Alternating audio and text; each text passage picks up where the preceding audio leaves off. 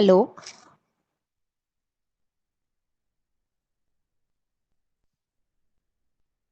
this is Dr. M. Shamla Gauri, Associate Professor of EEE Department, Erode Sengundar Engineering College. In this video, we are going to discuss about the first unit content of basic electrical and electronics engineering, which is a common subject for an first year civil and agri students.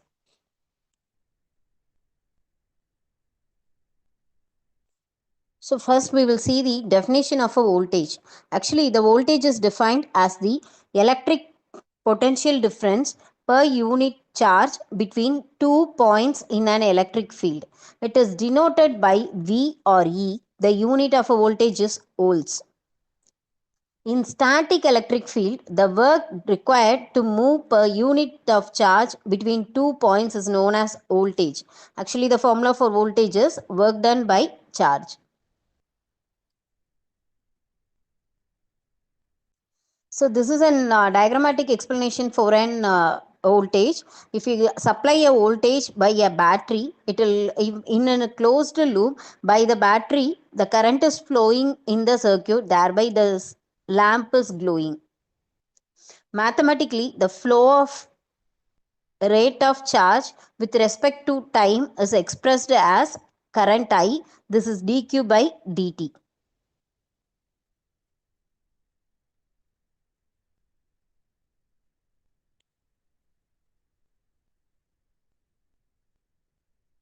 So the electric current is a flow of free electrons in a closed circuit.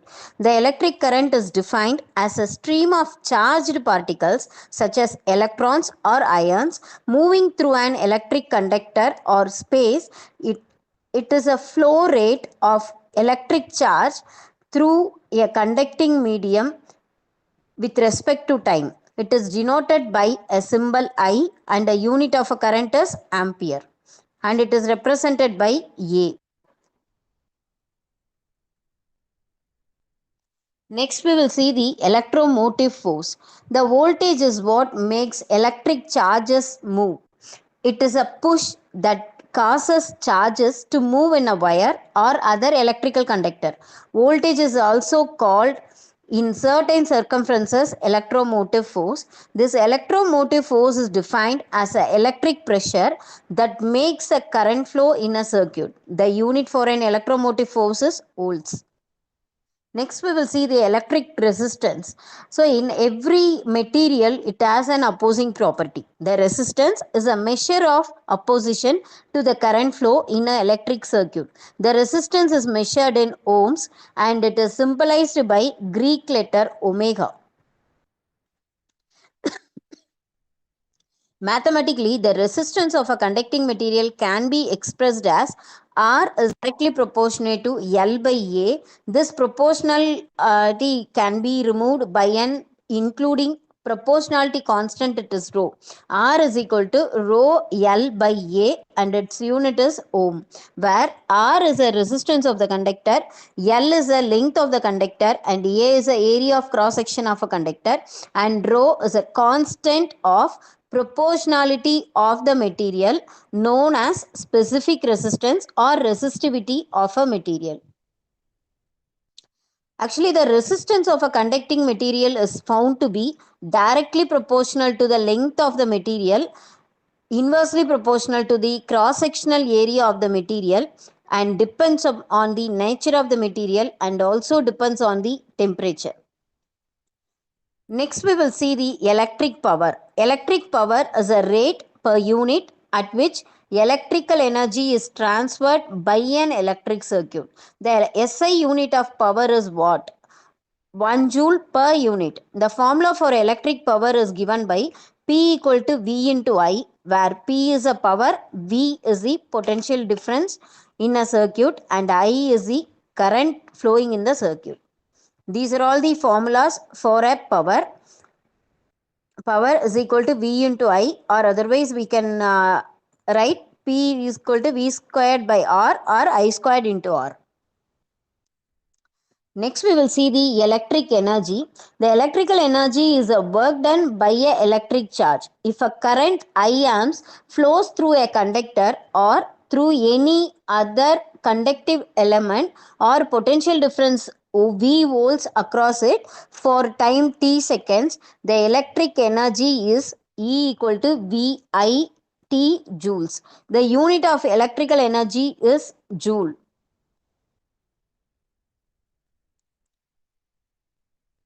Next, we will see the Ohm's law. Ohm's law states that at a constant temperature or the physical property remains constant. So we have to consider the temperature of entire system is to be maintained constant, as well as the physical property should not change. In that condition, the voltage across a resistor is directly proportional to the current flowing through the resistor or conductor. In the electric circuit, V is directly proportional to I, that is, V is equal to I into R. R is a resistance, that is equal to V by I. Here, V is an voltage expressed in volts, and I is a current expressed in amps, and R is a resistance expressed in ohms. The proportionality constant is a resistance of a conductor and its unit is ohms. We have certain limitations for an Ohm's law. This Ohm's law cannot be used when the temperature of the circuit keeps on changing. It is applicable only to the constant temperature circuit, and it cannot apply to nonlinear components such as semiconductor devices. Next, we will see the Kirchhoff's law. There are some simple relationship between current and voltage of different branches of electric circuits. These relationships are determined by some basic laws that are known as Kirchhoff's laws, or more specifically Kirchhoff's current and voltage laws. These laws are very helpful in determining the equivalent electrical resistance or impedances in case of AC of complex network and currents flowing in various branches of network. These laws are first derived by Kirchhoff's, and hence these laws are referred as Kirchhoff's laws. First, we will see the Kirchhoff's current law.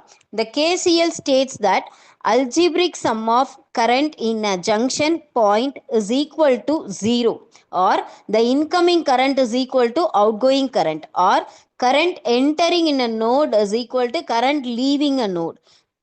Apply KCL to the network. For the given network, we have three branches joining in a single junction. In that, I1 is an incoming current, and I3 is an incoming current, and I2 is an outgoing current.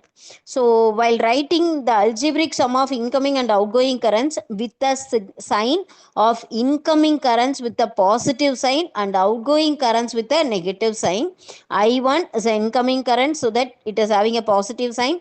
I2 is an outgoing current, so it is having a negative sign, and I3 is an incoming current having a positive sign. I1 minus I2 plus I3 is equal to 0. So I1 and I2 are incoming currents, and I2 is an outgoing current, so that I1 plus I2 equal to I3 equal to I2.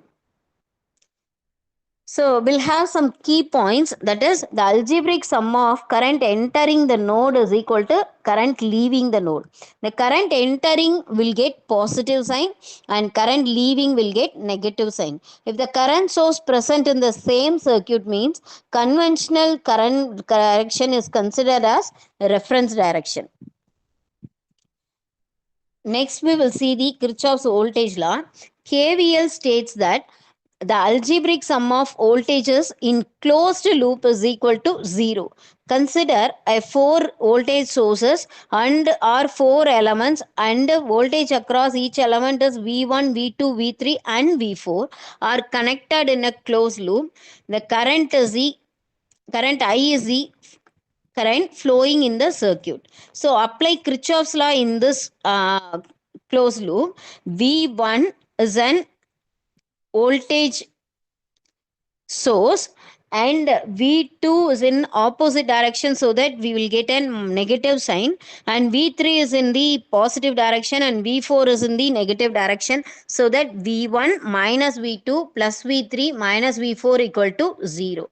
Here V1 plus V3 is equal to this V2 and V4 is moving to the right hand side of the equal sign, so that V2 plus V4. Here V1 and V2 V3 are voltage rise, and V2 and V4 are the voltage drop. Some of the key points for the Kirchhoff's voltage law are: the current I flows from positive to negative is considered as an voltage drop, and current I flow from negative to positive is considered as an voltage rise. The sum of voltage drop is equal to sum of voltage rise in the circuit. So next we will see the applications of Kirchhoff's laws to this circuit. The current distribution in various branches of circuit can easily be found out by applying Kirchhoff's current law at different nodes or junction points in a circuit. After that, Kirchhoff's voltage law is applied. Each possible loop in the current generates algebraic equation for every loop. By solving all these equations, one can easily find out different unknown currents and voltages and resistance in a circuit. Next, we will move on to the series and parallel circuit. So first one is an parallel resistors R1 and R2. These two are connected in parallel across the voltage source, and series circuit, series resistors R1 and R2 are connected in series with the voltage source.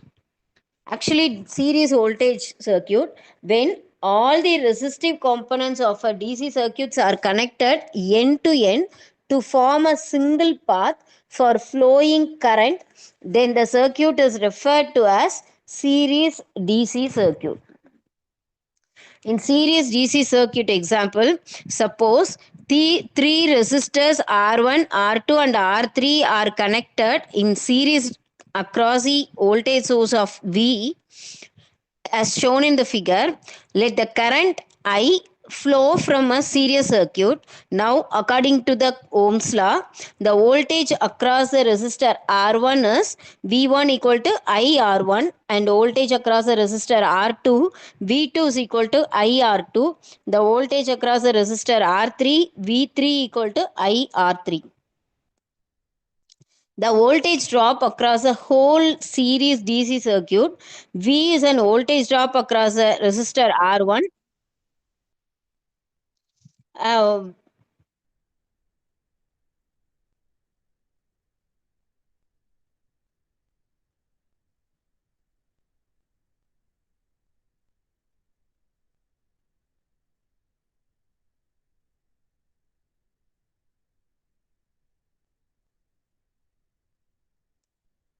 V is equal to voltage drop across resistor R1 plus voltage drop across resistor R2 plus voltage drop across resistor R3.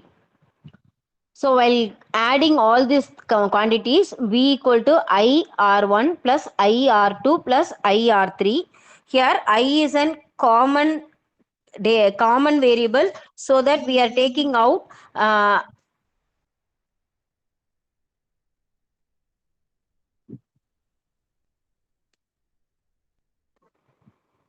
so I is taken out, I into R1 plus R2 plus R3.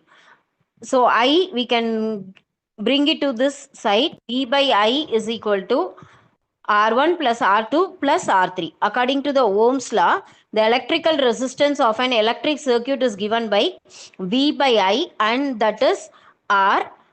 Therefore, V by I is equal to total resistance R equal to R1 plus R2 plus R3.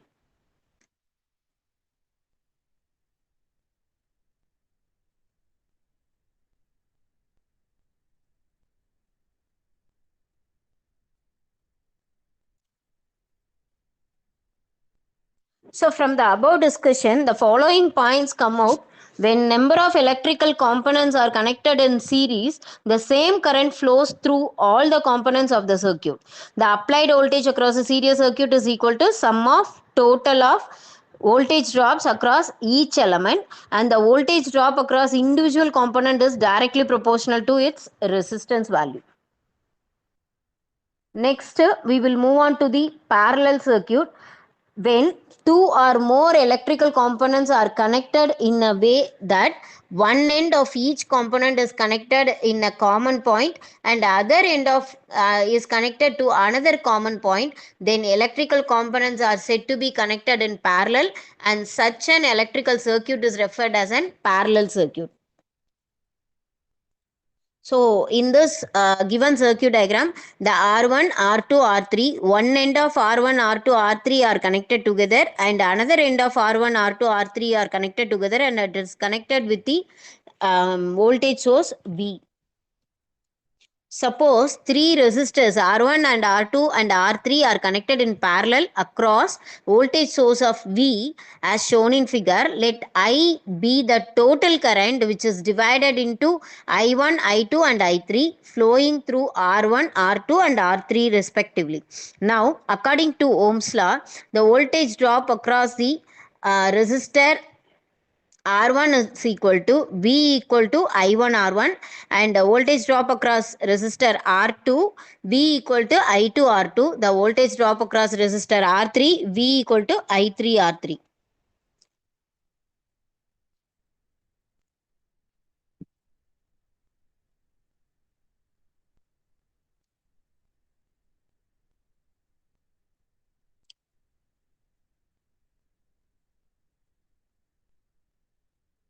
The voltage drop across whole parallel DC circuit V is equal to voltage drop across a resistor R1, voltage drop across a resistor R2 and voltage drop across a resistor R3. Therefore, V is equal to I1 R1 equal to I2 R2 equal to I3 R3.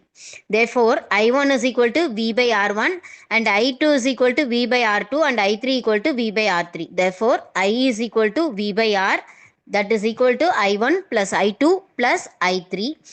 Therefore, this by substituting I1, I2, I3 values in this equation, V by R1 plus V by R2 plus V by R3. So we'll take V outside. We'll get 1 by R1 plus 1 by R2 plus 1 by R3.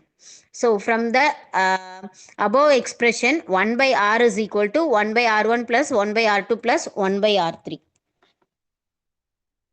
Thus, when number of resistors are connected in parallel, the reciprocal of equivalent resistance is given by the arithmetic sum of reciprocals of their individual resistances.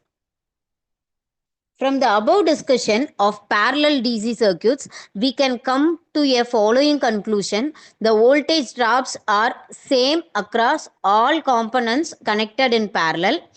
Current through individual components connected in parallel is inversely proportional to their resistances. Total circuit current is the arithmetic sum of currents passing through individual components connected in parallel.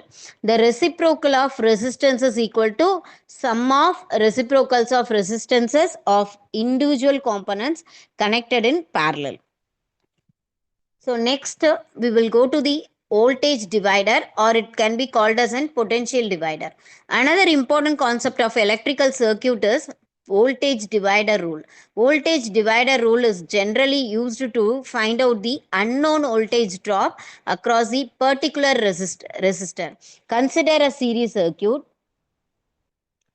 Here, the total resistance is the sum of individual resistances of the circuit.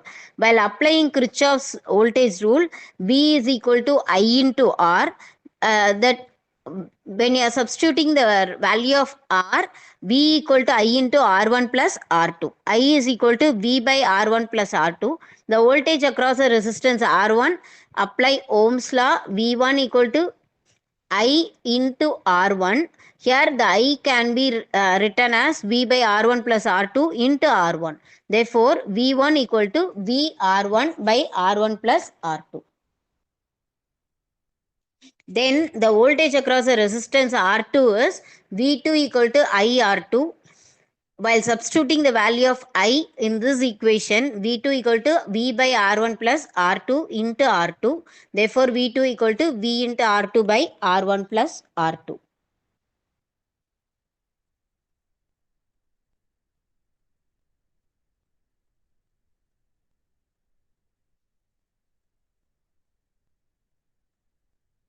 Hence, the voltage across a particular resistance is equal to source voltage times of ratio between particular resistance to the total series resistance of the circuit, in such that the series circuit can be called as a voltage divider. This method is usually used mainly in electronic circuit designing. In electronics, a voltage divider is passive linear circuit that produces an output voltage that is a fraction of input voltage. To provide accurate voltage, these divider circuits are used for connecting n number of resistors in series. Then the voltage drop across a resistor can be expressed as V equal to V1 equal to V into R1 by R1 plus R2, and V2 equal to V into R2 divided by R1 plus R2. Next, we will go to the applications of voltage divider or potential divider circuit. In sensor measurements, the voltage dividers can be used to allow a microcontroller to measure the resistance of the sensor. The sensor is wired in series with the known resistance to form a potential divider. The known voltage is applied across the circuit. If this the voltage drop across the resistance and the sensors at the same time, microcontroller measure the resistance of the sensor.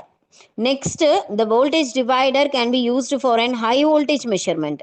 A voltage divider can be used to measure high voltage. The high voltage is applied across the divider, and the divider output, the divider is used to reduce the input voltage within the meter range. Finally, the voltage can be measured. Next, the voltage divider circuit is used in logic level shifting.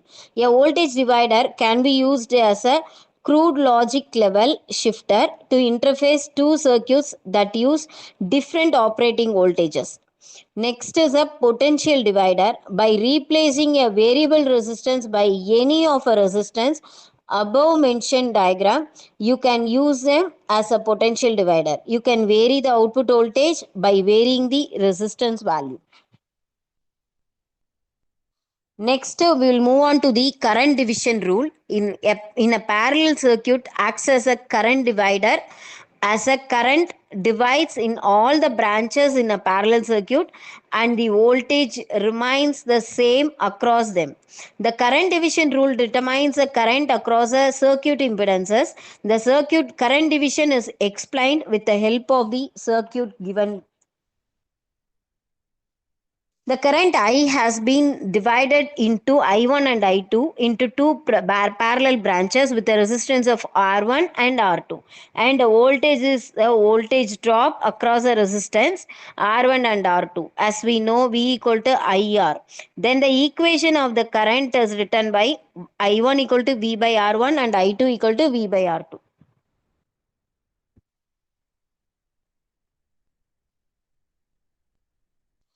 Let the total resistance of the circuit R is given by R equal to R1 R2 divided by R1 plus R2, and the current equation can be written as V I equal to V by R.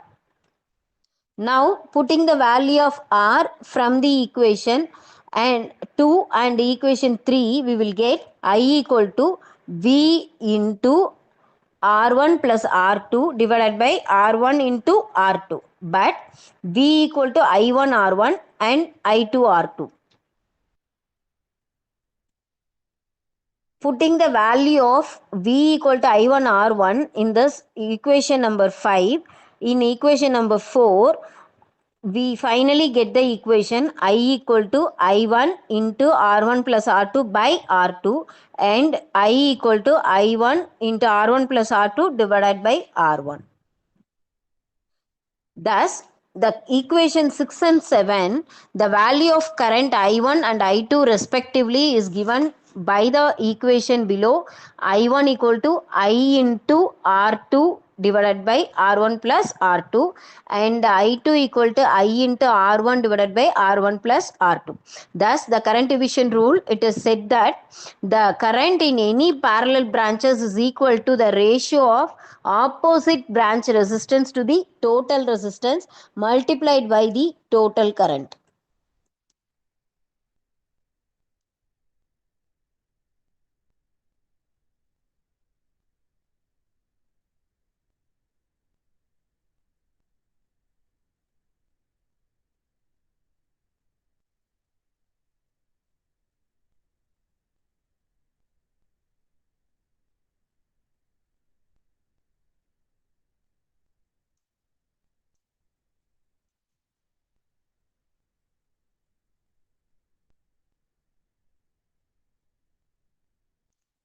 Next, we move on to the next topic, generation of alternating EMF.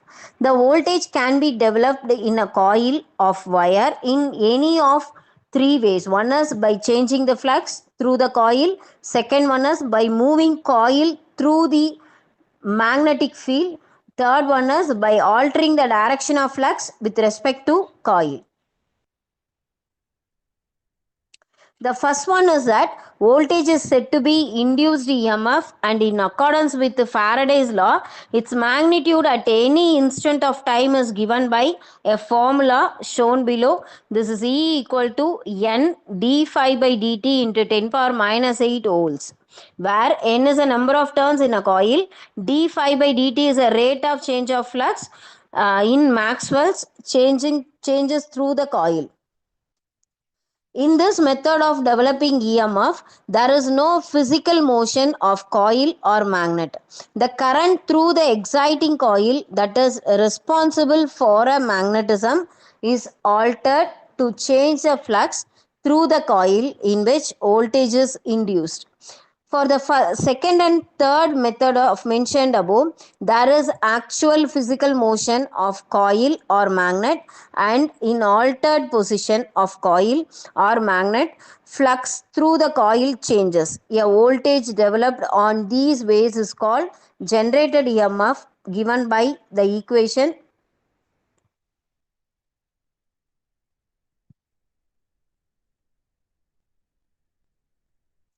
E equal to BLV into 10 power minus 8 volts, where B is a flux density in lines per square inch, L is a length of the wire that is moved relative to the flux, and V is the velocity of the wire in per second with respect to flux. In the figure above illustrate an elementary AC generator. A single turn coil may be moved through a magnetic field created by two magnet poles N and S. As you can see, the end of the coil are connected to the two collectors upon which two secondary brushes rest on it. For a clockwise rotation as shown, the side of the coil on north pole moving vertically upward to cut the maximum flux under north pole N, while other side of the coil on south pole moving vertically downwards to cut the maximum flux under the south pole S. After the coil is rotated, 1/4 of the revolution to the position is shown below.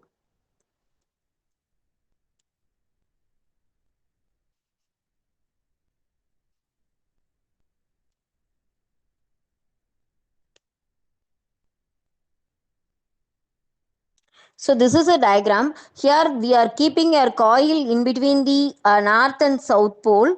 Here the coil near the north pole is pushed towards the upwards, and south pole pushed downward to cut the magnetic coils. The coil sides have no flux but to be cut, and no voltage is generated. As a coil proceeds to rotate, the sides of the coil on the south pole S will cut maximum flux on north pole N. Then the side of the coil previously on north pole N will cut the maximum flux on south pole S. With this change in the polarity that are cut by the conductors, reversal in brush potential will occur. There are two important points that would like to emphasize in connection with the rotation of the coil of wire through fixed magnetic field. The voltage changes from instant to instant.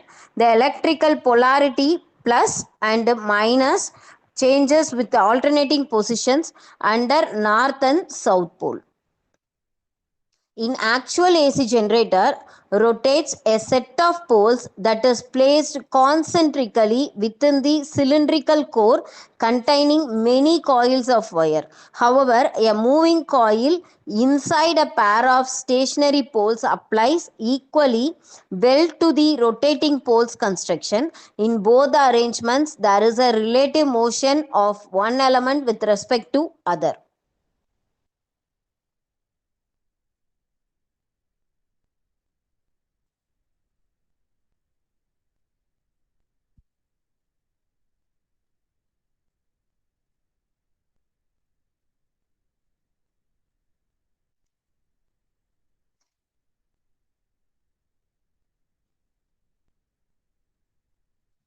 Next, we will see the concept of peak value of an AC sinusoidal signal. The maximum value attained by an alternating quantity during one cycle is called its peak value. It is also known as maximum value or amplitude or crest value. The sinusoidal alternating quantity obtains its peak value at 90 degrees as shown in figure. The peak values of alternating voltage and current is represented by EM and IM respectively. Next, we will move on to the average value. The average of all the instantaneous values of an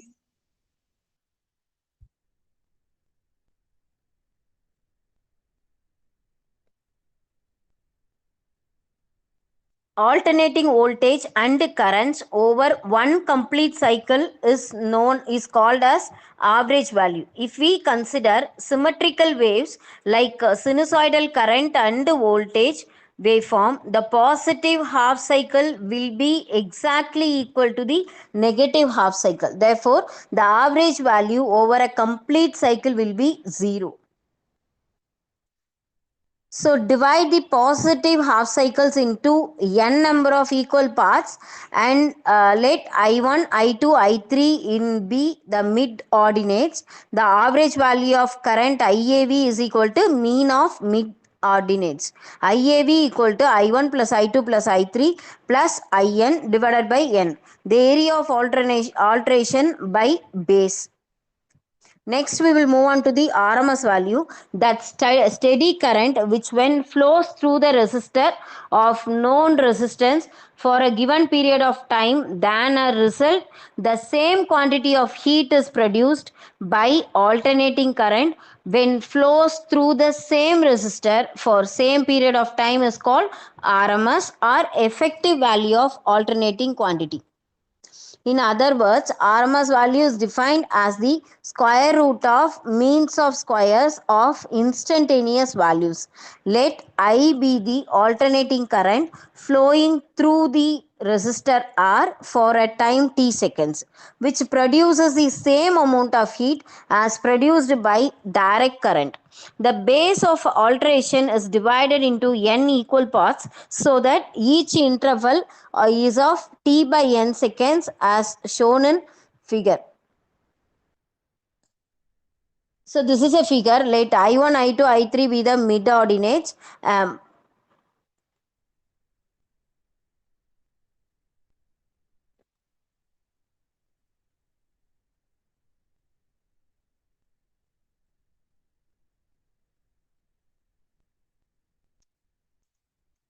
Then the heat produced in each and every interval is I1 squared RT by J1 calories.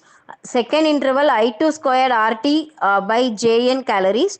And third interval it is I3 squared RT divided by Jn calories. In nth interval it is In squared RT divided by Jn calories. The total heat produced is, we can take RT divided by Jn as common parameter, I1 squared plus I2 squared plus I3 squared plus up to In squared by n calories.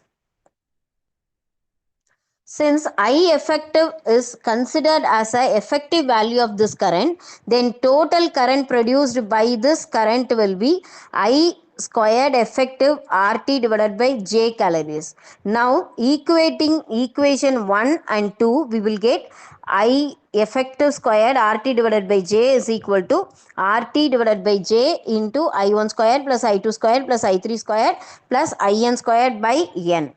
So, or I effective is equal to square root of I1 square plus I2 square plus I3 square plus IN square divided by N. That is mean of square of instantaneous values. Next, we will see the peak factor. The peak factor is defined as the ratio of maximum value to the RMS value of alternating quantity. The peak factor is equal to Im divided by IRMS or Em divided by ERMS, whereas Im and Vm are the maximum value of current and voltage. IRMS and ERMS are the root mean square value of alternating current and voltage.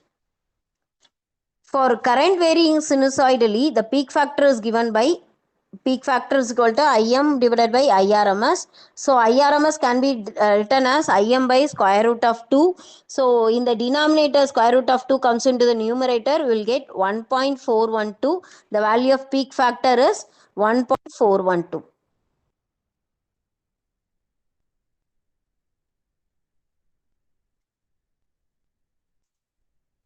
Next, we will see the form factor. It is a ratio of root mean square value to the average value of an alternating quantity.